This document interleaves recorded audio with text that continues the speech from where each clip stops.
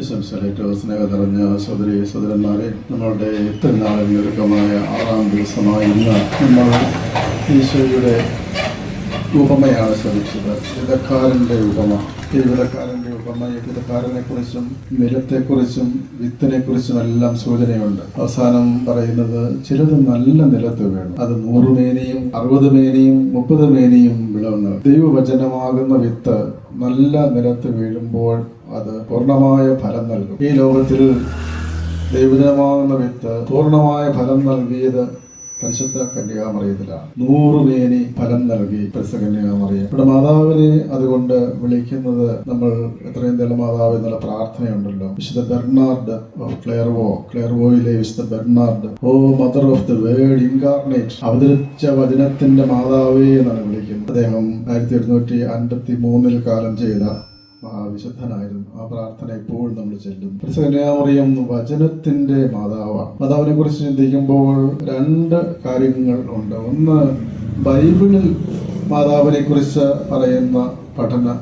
ഭാഗമുണ്ട്. രണ്ടാമത്, മറിയത്തിൽ ബൈബിൾ വിവരണം എങ്ങനെ ഫലപ്രദമായി എന്ന് പറയുന്ന ഭാഗമുണ്ട്. അപ്പോൾ മറിയത്തിൽ, ബൈബിളിൽ മറിയം എവിടെയൊക്കെയാണുള്ളതെന്ന് ചോദിച്ചാൽ ആദിമസഭ മനസ്സിലാക്കിയിരുന്നത് ബൈബിൾ തുറക്കുമ്പോഴേ അവിടെ മറിയത്തെ കാണാൻ സാധിക്കുമെന്ന്. ബൈബിൾ മുഴുവനും ഈശോ നിറഞ്ഞു നിൽക്കുന്നു, അതുപോലെ മാതാവും നിറഞ്ഞു നിൽക്കുന്നു. വിശുദ്ധ അഗസ്തീനോസ് പുണ്യവാൻ പറയുന്നുണ്ട്, in the old the new is concealed എന്ന് പറഞ്ഞാൽ പഴയ നിയമത്തിൽ പുതിയത് മുഴുവനും മറഞ്ഞിരിക്കുന്നു. In the new old is revealed, പുതിയ നിയമത്തിൽ പഴയ നിയമത്തിലുള്ളതെല്ലാം വെളിപ്പെടുന്നു. അങ്ങനെ പഴയ നിയമത്തിൽ എല്ലാം മറഞ്ഞിരിപ്പുണ്ട്. അത് മനസ്സിലാക്കുന്ന ഒരു വ്യാഖ്യാന രീതിയാണ് ടൈപ്പോളജിക്കൽ ഇന്റർപ്രിട്ടേഷൻ.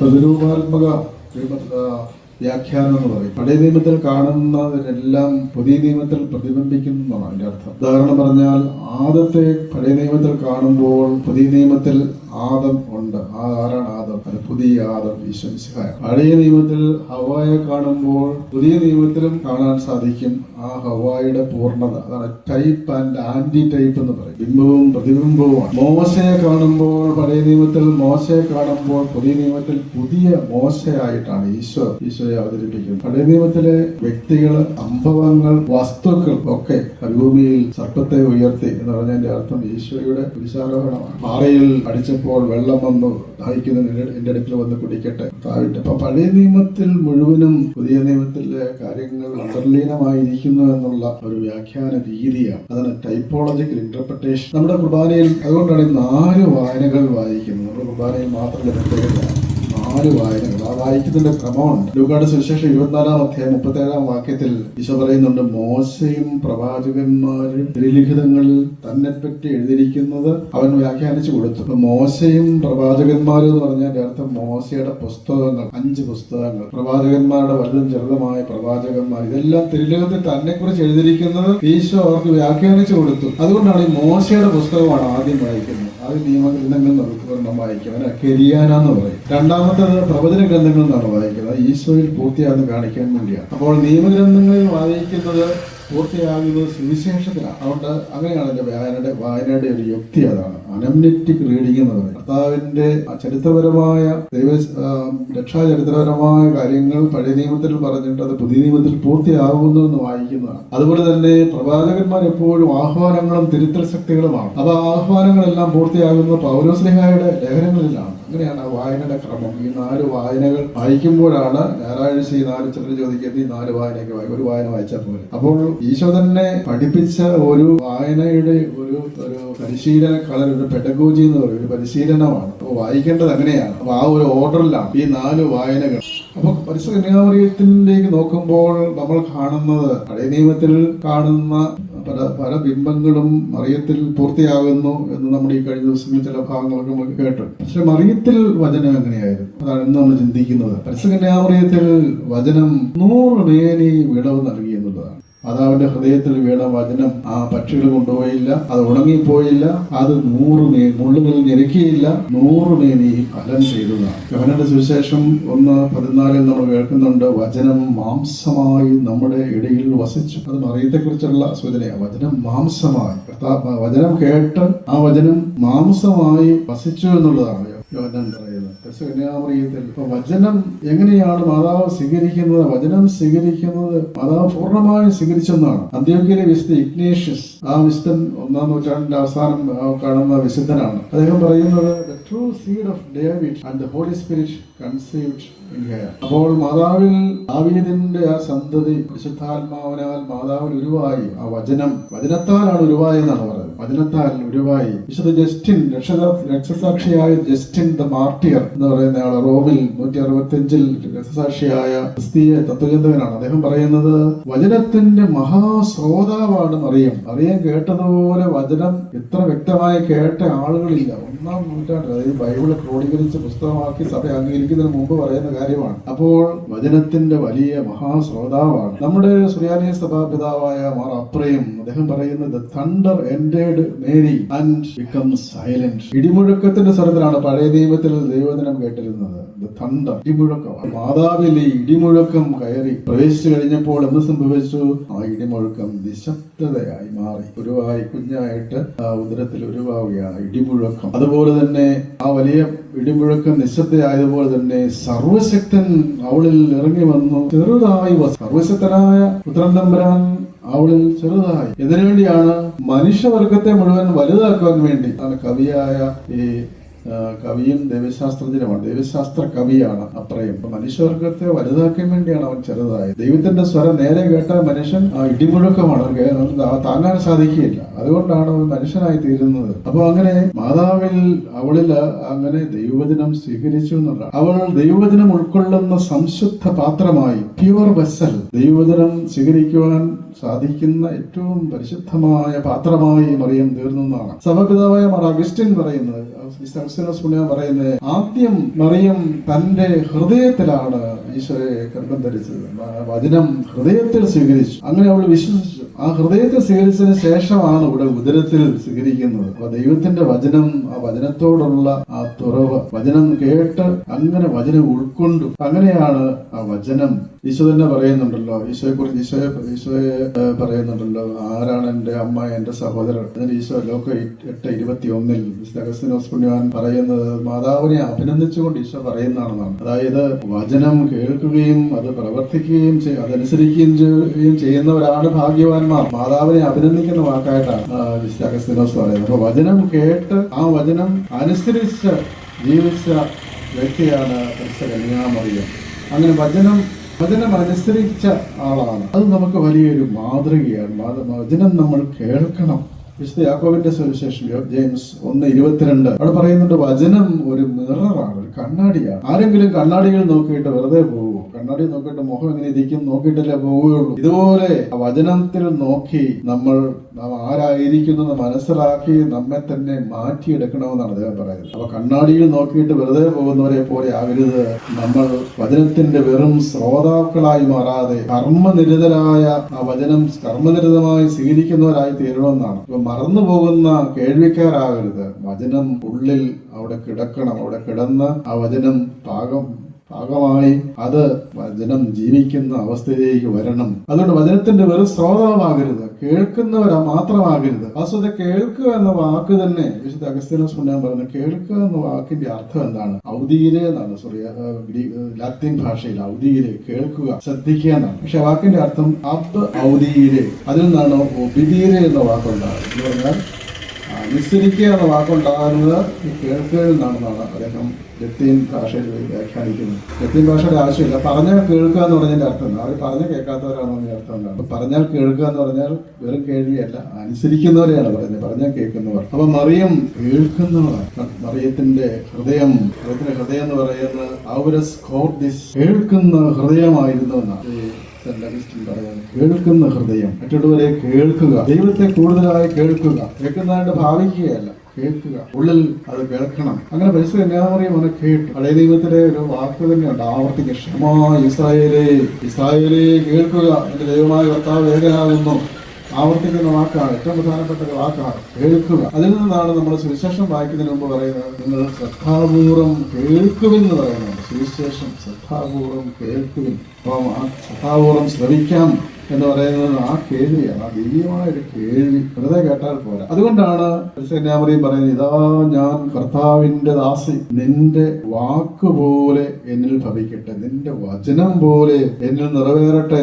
ദൈവത്തിന്റെ വചനം പൂർണ്ണമായിട്ടും നിറവേറുവാൻ വേണ്ടി ഞാനൊരു ദാസിയായി മാറി. ഒരു അടിമയെന്നാണ് പഴയ മലയാളത്തിലൊക്കെ പറയുന്നത്. അൻസില്ല എന്നുള്ള വാക്ക് ലിറ്റിനില്ല, ദാസി. ഞാൻ കർത്താവിന്റെ ദാസിയാണ്. അപ്പോഴാണ് ഇൻകാർണേഷൻ സംഭവിക്കുന്നത്. യോഹന്നാന്റെ സുവിശേഷം 1-ാം അധ്യായം തുടങ്ങുന്നത് പഴയ നിയമത്തിലെ 1-ാം അധ്യായം തുടങ്ങുന്നത് ആദിയിൽ ദൈവം ആകാശവും ഭൂമിയും സൃഷ്ടിച്ചു. ആ വാക്ക് അത് ഉപയോഗിച്ചുണ്ട്. ആദിയിൽ വചനമുണ്ടായിരുന്നു, ആ വചനം ദൈവത്തോടുകൂടി ആയിരുന്നു, വചനമാവാൻ ദൈവം. ആ വചനമാണ് മാംസമായി നമ്മുടെ ഇടയിൽ വസിച്ചു, കൂടാരമടിച്ചു എന്ന് പറഞ്ഞ വചനം മാംസമായി. വചനം ആരാണ്? ഈശോ തന്നെയാണ് വചനം. വചനം എന്ന് പറയുമ്പോൾ നമ്മൾ സാധാരണ ബൈബിൾ ആണെന്ന് വിചാരിക്കും.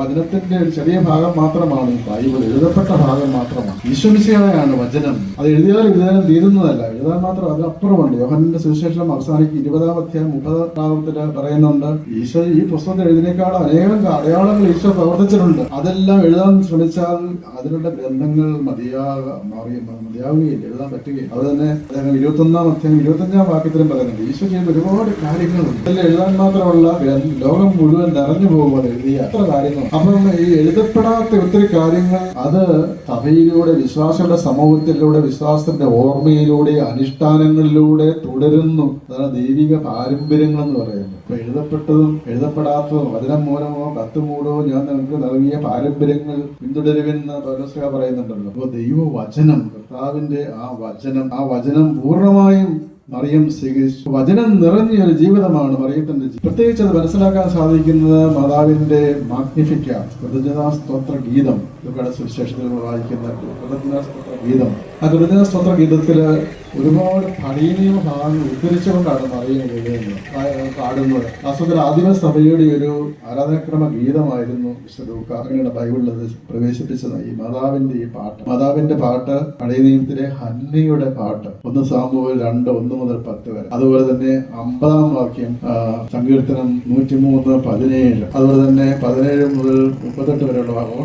അങ്ങനെ 17 മുതൽ 35 വരെ പഴയ നിയമ സൂചനകൾ, പഴയ നിയമ ബൈബിൾ വാക്യങ്ങൾ ഈ ഒരു ചെറിയ ഗീതത്തിൽ ഒളിഞ്ഞിട്ടുണ്ട്. അപ്പൊ മാതാവിന്റെ ഒരു ബിബ്ലിക്കൽ ലിറ്ററസി എന്ന് പറയുന്നൊരു വാക്കുണ്ട്. എന്ന് പറഞ്ഞാൽ ബൈബിൾ സാക്ഷരത, ബൈബിൾ നന്നായിട്ട് അറിയാൻ പറ്റുന്ന കഴിവാണ്, ബൈബിൾ അറിയുന്ന കഴിവാണ്. സുറിയാനി ക്രിസ്ത്യാനികളെ കുറിച്ച് പറഞ്ഞിരിക്കുന്നത്, അന്ന് വലിയ ബൈബിള് വലിയ പുസ്തകമായിട്ടില്ലെങ്കിലും സുറിയാനി ക്രിസ്ത്യാനി അതിന്റെ അമ്മമാര് ബൈബിൾ വാക്യങ്ങൾ അറിയാമായിരുന്നവരായിരുന്നു എന്നാണ് പറയുന്നത്. പഴയ കാലത്തെ ആളുകൾ പാട്ടുകളിലൂടെയും പള്ളി കേൾക്കുന്നതിലൂടെയൊക്കെ. Anthropology of the Syrian Christians എന്നുള്ള പുസ്തകത്തിൽ അനന്തകൃഷ്ണ അയ്യർ എഴുതിയിട്ടുണ്ട്. അപ്പൊ നമ്മൾ ബൈബിൾ അറിയാം, ബൈബിൾ സാക്ഷരതയുള്ളവരായിരുന്നു. പക്ഷെ ഇപ്പോൾ ആ ബൈബിൾ സമ്പൂർണ്ണ ബൈബിൾ കയ്യിലുണ്ടെങ്കിലും ആ ബൈബിൾ സാക്ഷരത, ബൈബിളിലെ ഏത് വാക്യങ്ങളും എവിടെയൊക്കെയാണെന്നൊക്കെ അറിയാനായിട്ട് വാക്യം അധ്യായമായിട്ട് തിരിച്ചിട്ടുണ്ടല്ലോ. അപ്പൊ ബൈബിളിനോടുള്ള പരിചയം പരിശുദ്ധ കന്യാമറിയത്തിലുണ്ട്. അത് വളരെ വ്യക്തമാണ്. വചനം നിറഞ്ഞ, വചനം തുളുമ്പ് നിൽക്കുന്ന ഗീതം മാതാവ് പാടുന്നു. അതിന്റെ അർത്ഥം മാതാവിന്റെ ഹൃദയത്തിൽ ദൈവവചനം നിറഞ്ഞു നിൽക്കുകയാണ്. അതാണ് ഈ മാഗ്നിഫിക്കാറ്റ് എന്ന് പറയുന്നത്, മാതാവിന്റെ സ്തോത്ര ഗീതം. അവിടെ മാതാവിനെ അതുകൊണ്ട് ഫലസമൃദ്ധിയുടെ അടയാളമായിട്ട് ആഘോഷിക്കാറുണ്ട്. വചനത്തിന്റെ ഫലസമൃദ്ധി. മെയ് 15-ാം തീയതി ഒരു തിരുനാളുണ്ട്. ആ തിരുനാളാണ് കതിരുകളുടെ നാഥയായ എന്ന് പറഞ്ഞാൽ ഗോതമ്പ് കതിരുകൾ. അത് വിളവ് കൊയ്യുമ്പോൾ അതിന്റെ നാഥയായ മറിയം, ഫലസമൃദ്ധമായൊരു വയലാണ് പരിശുദ്ധ കന്യാമറിയം എന്നാണ് മാർ അപ്രയം പിതാവ് പറഞ്ഞത്. അവളുടെ ഉദരം ഒരു പരിശുദ്ധമായ വയലാണ്. ദൈവിക ഗോതമ്പ് മണി സ്വീകരിച്ച് ഈശോയെ അവൾ പ്രദാനം ചെയ്തു എന്നാണ്. മറിയത്തെ ഒരു ഫെർട്ടിലിറ്റിയുടെ, സമൃദ്ധിയുടെ പ്രതീകമായിട്ട് നമ്മളുടെ സമൂഹത്തില് സുറിയാനി സഭയിൽ പ്രത്യേകിച്ച് പുരാതന ദേവാലയങ്ങൾ, പ്രത്യേകിച്ച് ഈ വയലുകളുടെ അടുത്ത്, നെൽവയലുകളുടെ അടുത്തുള്ള ദേവാലയങ്ങളെല്ലാം മരിയൻ ദേവാലയങ്ങളാണ്, സെന്റ് മേരീസ് പള്ളികളാണ്. ഫെർട്ടിലിറ്റിയുടെ അടയാളമായിട്ടാണ്.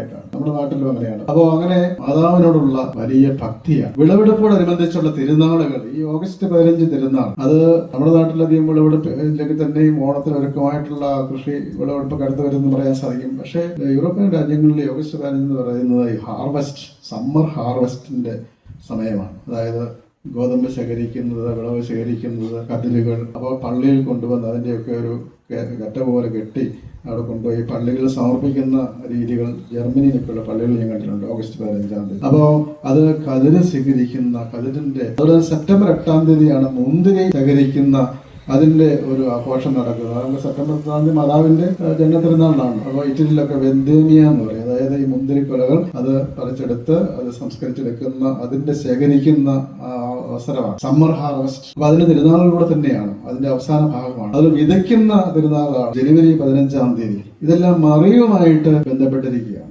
കന്യാമറിയം സമൃദ്ധിയുടെ ഒരു ആളാണ്. ഈ ഫലമൂലാദികളുടെ സമൃദ്ധി മാത്രമല്ല, പുരാതന സുറിയാനി ക്രൈസ്തവ സമൂഹത്തിൽ ഒരാൾ ഗർഭവതിയായാൽ 6 മാസം വീട്ടിലൊക്കെ 6 മാസം വരെയുള്ള കാലഘട്ടങ്ങളിൽ മാതാവിന്റെ പള്ളികളിൽ സന്ദർശിച്ചിരുന്നു എന്നാണ് പഴയ കാലത്തെ ഒരു പാരമ്പര്യം. നിങ്ങളുടെ പഴയ ആളുകളുടെ ഓർമ്മയുണ്ടെങ്കിൽ പഴയ വല്യമ്മമാരൊക്കെ പറഞ്ഞു വിടും. ആദ്യത്തെ 6 മാസങ്ങളിൽ പരിശുദ്ധ മാതാവിന്റെ പള്ളികളിൽ പോയി പ്രാർത്ഥിച്ചിരുന്നു. കാരണം ആ ദൈവത്തിന്റെ വലിയ അനുഗ്രഹം ലഭിക്കുവാൻ വേണ്ടി. കാരണം മാതാവ് സമൃദ്ധിയുടെ ഫലം പുറപ്പെടുവിക്കുന്ന ആളാണെന്നുള്ളതിന്റെ വലിയൊരു സൂചന നമ്മുടെ പാരമ്പര്യവും അത് തന്നെയാണ്. അവിടെ പരിശുദ്ധ കന്യാമറിയത്തിന്റെ ആ ജീവിതം ഫലം നൽകുന്ന, വചനത്തിന്റെ ഫലം നൽകി എന്നുള്ളതാണ്. വചനമാകുന്ന ഈശോയെ നൽകി ദൈവജനം അറിയാവുന്ന വ്യക്തി. അതുകൊണ്ട് ലൂക്കായുടെ സുവിശേഷത്തില് 8-ാം അധ്യായം 21-ാം വാക്യത്തിൽ ദൈവവചനം ശ്രവിക്കുകയും അതനുസരിക്കുകയും ചെയ്യുന്നവർ ഭാഗ്യവാന്മാർ, ഭാഗ്യവതി. അപ്പം മാതാവിനെ സൂചിപ്പിച്ചുകൊണ്ട് ഈശോ പറയുന്ന വാക്കാണെന്നാണ് ക്രിസ്ത്യൻ പറയുന്നത്. അപ്പൊ മാതാവ് വചനം കേട്ടു. രണ്ടാമത് മാതാവ് വചനം കേൾപ്പിച്ചു, മറ്റുള്ളവരെ കേൾപ്പിക്കുന്നുണ്ട്. യോഹന്നാൻ 2:5 ആ വീഞ്ഞു തീർന്നു പോയപ്പോൾ പറയുന്നതാണ്, അവൻ പറയുന്നത് നിങ്ങൾ ചെയ്യുവിൻ. ഈശോ പറയുന്നത് ചെയ്യുവിൻ എന്ന് പറഞ്ഞാൽ ഈശോയുടെ വചനം നിങ്ങൾ കേൾക്കുവിൻ, വചനം അനുസരിച്ച് ജീവിക്കുവിൻ. വചനം അപ്പൊ ഓരോ സമയത്ത് ഈശോ പറയും. അപ്പൊ അവിടെ ഈശോ പറഞ്ഞതുപോലെ അവർ ചെയ്തു. 6 കൽപ്പനകൾ വെള്ളം നിറച്ചു. അവർ 12 കൽപ്പന നിറച്ചിരുന്നെങ്കിൽ അത്രയും കിട്ടിയായിരുന്നു. അവരത്രയും പ്രതീക്ഷിച്ചില്ല. ഏതായാലും 6 കൽപ്പനകൾ, എത്ര കൽപ്പനയുണ്ട് അത്രയും നിറയ്ക്കാമായിരുന്നു. ഏതായാലും കർത്താവ് അവിടെ അത്ഭുതം പ്രവർത്തിച്ചു. പറയുന്നത് ചെയ്യുവിൻ. അപ്പൊ വചനം കേൾക്കുന്നവരാകണം. ആദ്യ മാതാവ് ഹവ്വ വചനം കേട്ടില്ല. ദൈവത്തിന്റെ വചനം കേട്ടെങ്കിലും അത് കള്ളം കൊണ്ടുപോയി, പിശാചിന്റെ വാക്ക് കേട്ടു. അതുകൊണ്ട് എന്ത് സംഭവിച്ചു? അവൾ പിശാചിന്റെ കേട്ടതുകൊണ്ട് അവർക്ക് പതനമുണ്ടാകും. ഇന്നത്തെ ലോകം ദൈവവചനം കേൾക്കുന്ന ഒരു ലോകമാണോ? ദൈവവചനത്തിൽ കേൾക്കുന്നവരുണ്ട്. പക്ഷെ ദൈവവചനത്തെക്കാൾ ഉപരി മറ്റു വാക്കുകൾ, മറ്റു സ്വരങ്ങളാണ് ഉയർന്നു നിൽക്കുന്നത് ലോകത്തിൽ. പരസ്യ കമ്പനികളുടെ അല്ലെ കൂട്ടുകാരുടെ സമ്മർദ്ദം, അങ്ങനെയൊക്കെയുള്ള ലോകത്തിലെ മറ്റ് വാക്കുകളുടെ ശബ്ദപ്രളയത്തിനിടയിൽ ദൈവത്തിന്റെ വചനത്തിന്റെ മന്ത്രസ്വരം നമ്മൾ കേൾക്കാൻ സമയം കിട്ടുന്നില്ല. ദൈവവചനം വായിക്കുന്നില്ല. പള്ളിയിൽ വായിച്ചാലും ശ്രദ്ധിച്ച് കേൾക്കുന്നില്ല. അപ്പൊ അങ്ങനെ മാതാവ് ഈ ഔവായുടെ ഒരു എതിർപ്പദമാണ്. ഈവെന്ന് എഴുതുന്ന ഈ അതിന്റെ ഓപ്പോസിറ്റ് ആണ് ആവേ മരിയ. അങ്ങനെ ഒരു ഓപ്പോസിറ്റ് ആണെന്ന് ആദ്യം കണ്ടുപിടിച്ചയാള് സെന്റ് ഇറനിയൂസ്. ഹവ്വായുടെ കുരുക്ക് അഴിച്ചവളാണ് മാതാവെന്ന് പറഞ്ഞാണ്. അപ്പം മാതാവ് വചനം പൂർണ്ണമായി കേട്ടു. നമ്മൾ ഇതുപോലെ തന്നെ വചനം കേൾക്കുന്നവരായി തീരണം. സഭയിൽ വചനം കേൾക്കുന്ന ഒരുപാട് പാരമ്പര്യങ്ങളുണ്ട്. ഒന്നാമതാത്ത പാരമ്പര്യമാണ് ലെക്സിയോ ഡിവീന, ദൈവിക വചനശ്രവണം എന്ന് പറയും. അത് ആദിമകാല സന്യാസ സഭകളിൽ, പ്രത്യേകിച്ച് സെന്റ് ബെനഡിക്റ്റിന്റെ സഭയിൽ ആരംഭിച്ചതാണ്. വചനം കേൾക്കണം. 4 തലങ്ങളിലൂടെയാണ്. ഒന്ന് ലെക്സിയോ, വായിച്ച് കേൾക്കണം. സ്വന്തം സ്വയം വായിച്ചോ മറ്റുള്ളവർ വായിച്ചോ കേൾക്കണം. രണ്ടാമത്തേതാണ് മെഡിറ്റാസിയോ, ആ വചനം നമ്മൾ ധ്യാനിക്കണം. അത് കേട്ടവർക്ക് മനസ്സിൽ കിടക്കണം. മൂന്നാമത്തേതാണ് ആ വചനം വെച്ച് നമ്മൾ പ്രാർത്ഥിക്കണം. വചനം കേട്ടു ധ്യാനിച്ചു ആ വചനം വെച്ച് പ്രാർത്ഥിക്കണം. അവസാനത്തേതാണ് കണ്ടംപ്ലാസിയോ, ധ്യാനിക്കണം. ഈ വചനം, ഓരോ വചനവും ഈടറ്റ ദൈവിക രത്നങ്ങളാണ്. അത് കേട്ട് സ്വീകരിച്ച് അത് ധ്യാനിച്ച് പ്രാർത്ഥിച്ച് അത് കണ്ടംപ്ലേറ്റ് ധ്യാനിക്കും. അങ്ങനെയാണ് വചനവായന. ദൈ വെർബും എന്നുള്ളൊരു സഭയുടെ പ്രബോധനം, 2-ാം വത്തിക്കാൻ കൗൺസിലിലെ ഏറ്റവും പ്രധാനപ്പെട്ട കോൺസ്റ്റിറ്റ്യൂഷൻ എന്ന് പറയും, പ്രമാണരേഖകളിൽ ഒന്നാണ് ദൈവവചനത്തെക്കുറിച്ചുള്ള പ്രമാണരേഖ. അതിന്റെ പേര് ദൈവി വെർബു എന്നാണ്. ദൈവവചനം എന്നാണ് അതിന്റെ പേര്. ദൈവാവിഷ്കരണം എന്നാണ് സാധാരണ കാണാറുള്ളത്, പുസ്തകത്തിലൊക്കെ അടിക്കുന്നത്. പക്ഷെ ദൈവവചനം അതിന് 25-ാം ഖണ്ഡികയിൽ പറയുന്നത് വിശ്വാസികൾ വചനം കേൾക്കണം. അതുപോലെ പള്ളിയിൽ പ്രസംഗിക്കുന്ന വൈദികർ ആന്തരികമായി വചനം കേൾക്കാതെ ഉപരിപ്ലവ പ്രഭാഷകരാകരുതെന്ന് പറയും. ആന്തരികമായ വചനം കേട്ടിട്ട് വേണം പ്രസംഗിക്കുന്നവർ, വൈദികർ മാത്രമല്ല മറ്റുള്ള പ്രസംഗിക്കുന്നവരൊക്കെ വചനം ആന്തരികമായി കേൾക്കണം. സഭയുടെ ഔദ്യോഗിക പ്രബോധനമാണ്. വചനം കേൾക്കണം. വിശുദ്ധ ഗ്രന്ഥത്തെക്കുറിച്ചുള്ള അജ്ഞത മിശിഹായെക്കുറിച്ച് തന്നെയുള്ള അജ്ഞതയാണെന്നാണ് സെൻറ്റ് അഗസ്റ്റിനെ കോട്ട് ചെയ്തുകൊണ്ട് ഈ വത്തിക്കാൻ കൗൺസിൽ പഠിപ്പിക്കുന്നത്. അതുകൊണ്ട് വചനം കേൾക്കണം. എങ്ങനെയൊക്കെ കേൾക്കണം? അതാണ് വളരെ ശ്രദ്ധേയമായത്. വിശുദ്ധ വചനം നിറഞ്ഞു നിൽക്കുന്ന പരിശുദ്ധ ആരാധനക്രമങ്ങളിലൂടെയോ ഭക്തപാരായണത്തിലൂടെ വഴിയോ വചനം കേൾക്കണം. അത് വചനം എവിടെയൊക്കെയാണ്? ബൈബിളിൽ ഉണ്ട് വചനം, തീർച്ചയായും ബൈബിളിൽ മാത്രമല്ല. അപ്പോൾ നമ്മുടെ ഈ യാമപ്രാർത്ഥന, ആ പ്രാർത്ഥനകൾ ചെല്ലുമ്പോൾ അതെല്ലാം വചനങ്ങൾ നിറഞ്ഞ പ്രാർത്ഥനകളാണ്. കുർബാനയിലെ പ്രാർത്ഥനകൾ ഇതെല്ലാം വചനം കൊണ്ട് നിറഞ്ഞിരിക്കുന്നതാണ്. അതുകൊണ്ട് സഭ പഠിപ്പിക്കുന്നത് വിശുദ്ധ വചനം നിറഞ്ഞു നിൽക്കുന്ന ആരാധനക്രമങ്ങളിലൂടെ വചനം കേൾക്കണം. കുർബാനയിലെ പാട്ടുകളാകും, അതുപോലെ തന്നെ നമ്മളുടെ യാമപ്രാർത്ഥനയിലെ പല ഗീതങ്ങളും വചനം നിറഞ്ഞു നിൽക്കുന്ന ഗീതങ്ങളാണ്, പാട്ടുകൾ. അതിലൂടെ കേൾക്കണം. അങ്ങനെ നമ്മൾ വചനം പ്രാർത്ഥനയോടെ കേൾക്കണമെന്നാണ് വിശുദ്ധ ഇറമേസ് പറയുന്നത്. നാം പ്രാർത്ഥിക്കുമ്പോൾ നമ്മൾ ദൈവത്തോട് പ്രാർത്ഥിക്കുന്നു, പക്ഷേ നമ്മൾ ദൈവത്തോട് സംസാരിക്കുന്നു, പക്ഷെ ദൈവം നമ്മോട് സംസാരിക്കുന്ന വചനത്തിലൂടെ. അപ്പോൾ ഒരു പ്രാർത്ഥന ഒരു ഡയലോഗാണ്, സംഭാഷണമാണ്. അതങ്ങനെ ആയിരിക്കണമെന്നാണ്. അതുകൊണ്ട് വചനം എന്ന് പറയുന്നത് ജീവിക്കുന്ന ഒന്നാണ്. വെർബം ഡോമിനി എന്നുള്ള സഭയുടെ ബെനഡിക്ട് മാർപ്പാപ്പായുടെ ബൈബിളിനെ കുറിച്ചുള്ള പ്രബോധന രേഖയാണ്. അതിൽ പറയുന്നുണ്ട് വചനം പഴയൊരു കാര്യമായിട്ട് ചിന്തിക്കരുത്, ജീവിക്കുന്ന വചനമാണ് വചനം, ജീവിക്കുന്ന വചനമാണ്. അതുകൊണ്ട് ആ വചനത്തെ മനസ്സിലാക്കണം. വചനത്തിന്റെ മാതാവ് കന്യാമറിയം ആനന്ദത്തിന്റെ മാതാവ് കൂടിയാണെന്ന് ആ രേഖയെ പറയുന്നുണ്ട്. വചനം കേൾക്കുക മാത്രമല്ല, വചനത്തിന്റെ മാതാവ് മാത്രമല്ല, വചനത്തിന്റെ അത് കേട്ട് ആനന്ദിക്കുന്ന ഒരു മാതാവാണ്.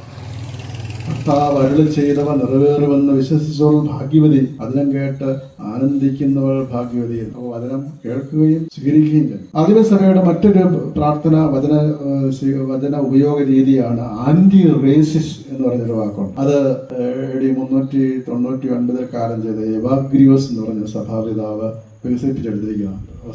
ഈശോയുടെ തന്നെ ഒരു രീതിയാണ്. അതായത് എവാഗ്രിയോസ് പറയുന്നത്, നിങ്ങൾക്ക് തെറ്റായ ഒരു പ്രലോഭനം ഉണ്ടായി, തെറ്റായ ഒരു ചിന്തയുണ്ടായി, തെറ്റ് ചെയ്യണം ചിന്തിച്ചാൽ ഉടൻ തന്നെ അതിനെ പ്രതിരോധിക്കുവാൻ വചനം ഉപയോഗിക്കണം. ഒരു വചനം. ഈശോട് പറഞ്ഞു, നിനക്ക് വിശക്കുന്നുണ്ടല്ലോ, ഈ കല്ലുകൾ അപ്പമാക്കുക. ഉടനെ ഈശോ എന്ത് ചെയ്തു? ഒരു വചനം ഉപയോഗിച്ചു. അങ്ങനെ വചനം കൊണ്ട് പ്രതിരോധിക്കും. അപ്പം വചനമാകുന്ന ആത്മാവിന്റെ വാൾ നിങ്ങൾ എടുക്കുവിൻ. എഫേസ്യസ് ലേഖനം 6-ാം അധ്യായം 17-ാം വാക്യം. ഈ വാള് വചനമാകുന്ന വാൾ ഇരുതല വാളാണല്ലോ ഹെബ്രായ ലേഖനത്തിൽ പറയുന്നത്. അപ്പം അങ്ങനെ ഏത് കാര്യങ്ങൾ വന്നാലും അതിനെതിരായിട്ടുള്ള, ഏത് തിന്മയുടെ ശക്തികൾ വന്നാലും എതിരായിട്ടുള്ള ഒരു ബൈബിൾ വാക്യമുണ്ട്, എവിടെയുണ്ട്. പക്ഷെ അത് ബൈബിൾ ലിറ്ററസി ഉണ്ടായിരിക്കണം, വിശുദ്ധ ഗ്രന്ഥം അറിഞ്ഞിരിക്കണം. വിശുദ്ധ ആ വാക്കുകൾ മിക്കവാറും നമുക്ക് അടിസ്ഥാന വാക്കുകളൊക്കെ ഉണ്ട്. അപ്പൊ അതുകൊണ്ട് ആ വചനം ഓർക്കുക, വചനം മനസ്സിലാക്കുക. അത് വചനം നമ്മളെ പ്രതിരോധിക്കുന്ന ഒരു വാളാണ്, തിന്മയുടെ ശക്തികളെ പ്രതിരോധിക്കുന്ന വാളാണ്. അങ്ങനെ നമ്മൾ പ്രതിരോധിക്കണമെന്നാണ്. ലൂക്കായുടെ സുവിശേഷം 11-ാം അധ്യായം 28-ാം വാക്കുകൾ പറഞ്ഞ് അവസാനിപ്പിക്കുകയാണ്. ഈ വചനം പ്രസംഗിച്ചുകൊണ്ടിരുന്നപ്പോൾ ഒരു സ്ത്രീ താഴെ നിന്ന് വിളിച്ചു പറഞ്ഞു. എന്നാണ് വിളിച്ചു പറഞ്ഞത്? നിന്നെ പ്രസവിച്ച ഉദരവും നിന്നെ കുടിപ്പിച്ച മുലകളും ഭാഗ്യമുള്ളവ. ഭയങ്കര പ്രഖ്യാപനമാണ്. തുറന്നങ്ങ് പറയുകയാണ്. ഇത്രയും മനോഹരമായ വചനം പ്രസംഗിക്കുന്ന നിന്നെ പ്രസവിച്ച ആ ഉദരം എത്ര ഭാഗ്യം, നിന്നെ മുല കുടിപ്പിച്ച മുലകൾ എത്ര ഭാഗ്യം. ഉടനെ ഈശോ പറഞ്ഞ മറുപടി എന്താണ്? ഈശോ പറഞ്ഞു 11:28, ദൈവവചനം കേട്ട് അത് അനുസരിക്കുന്നവർ അതിനേക്കാൾ ഭാഗ്യവാന്മാർ. ദൈവവചനം കേട്ട് നമ്മുടെ മാതാവിനെ കുറിച്ച് തന്നെയാണ് പറയുന്നത്. ദൈവവചനം കേട്ടത് അനുസരിച്ചു. അതുകൊണ്ട് പിള്ളേരുള്ളവരെ, ദൈവവചനം കന്യാമറിയത്തിൽ അത് വീണ് പൂത്തുലഞ്ഞ് മാതാവ് വചനത്തിന്റെ മാതാവായി മാറി, അവതരത്തിന്റെ വചനമായി മാറി. കന്യാമറിയത്തെ പോലെ ഈ വചനം സ്വീകരിക്കുവാനും ആ വചനം പ്രായോഗികമാക്കുവാനും ആ വചനത്തിന്റെ ശക്തിയാൽ നമ്മുടെ ജീവിതത്തെ നയിക്കുവാനുമുള്ള വലിയ കൃപയ്ക്ക് വേണ്ടി മാതാവിന്റെ മാസം യാചിച്ചുകൊണ്ട് നമ്മൾ പ്രാർത്ഥിക്കുന്നത്.